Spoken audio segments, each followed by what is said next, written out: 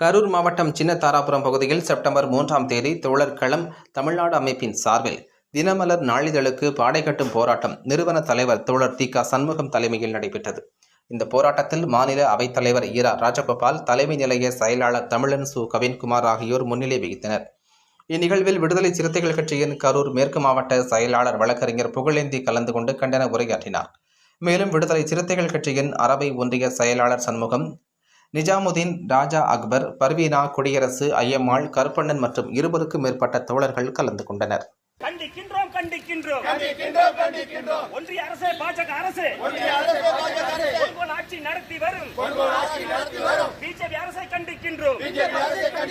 76ஆம் சுதந்திர நாட்டில் எழுத்துரிமை, கருத்துரிமை, பேச்சுரிமை என்பதையெல்லாம் காணாமல் போனது பிஜேபி ஆட்சியில்.